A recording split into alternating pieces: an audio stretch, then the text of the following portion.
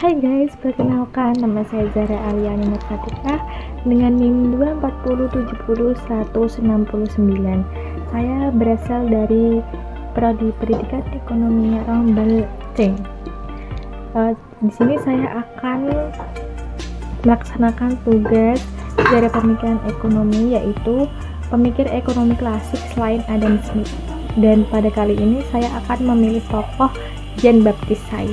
Pernahkah kalian berpikir siapa sih tokoh yang membentuk perekonomian di dunia ini? Yap, salah satunya ada David Ricardo, John Stuart Mill, Jean Baptiste Say, Thomas Robert Malthus. Nah, pada kesempatan kali ini saya akan membahas tokoh perekonomian dunia, yaitu Jean Baptiste Say.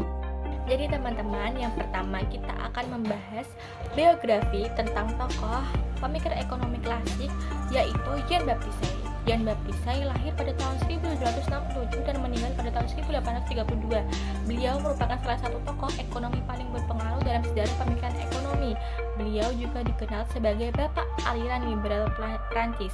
Ia bukan hanya seorang teoretikus yang brilian, tapi beliau juga seorang praktisi yang pernah terlibat dalam dunia bisnis dan politik.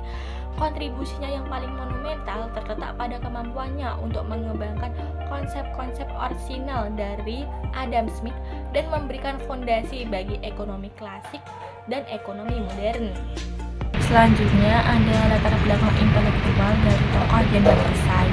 Say tumbuh dalam lingkungannya yang memberinya pemahaman praktis tentang perdagangan dan industri. Beliau juga sempat belajar di Inggris, tempat ia terpapar gagasan-gagasan ekonomi baru yang berkembang pesat di sana. Setelah beliau belajar di Inggris, beliau itu kembali ke Prancis. Saya terlibat dalam berbagai profesi, termasuk jurnalisme dan perbankan, yang memperkaya perspektifnya tentang dinamika ekonomi pada masa itu. Setelah itu, ada masa revolusi yang membawa Say ke dalam lingkaran politik. Beliau sempat menjabat sebagai anggota tribunat di bawah kekuasaan Napoleon Bonaparte.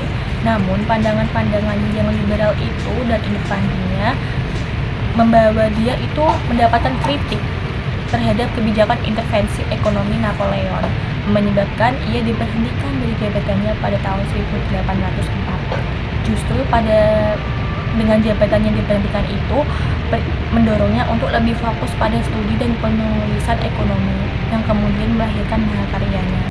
Jadi ini adalah salah satu karya Say, karya besar terakhirnya sebelum beliau meninggal, yaitu buku yang berjudul A Treatise on Political Economy atau The Economy Politik, adalah karya utama beliau.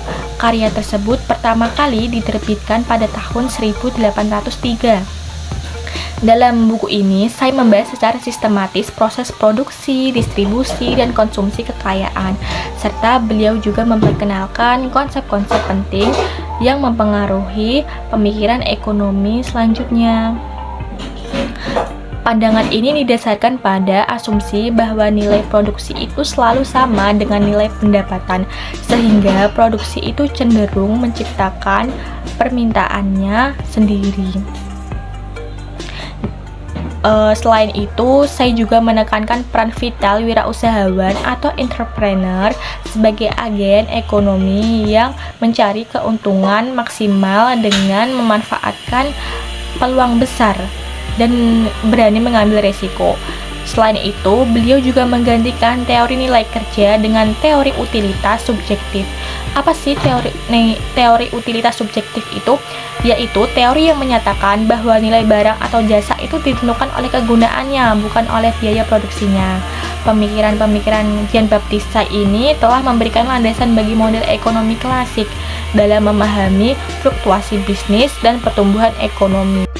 Oke, yang selanjutnya kita akan membahas kontribusi utama dari tokoh Jean Baptiste Say. Yang pertama, ada hukum Say.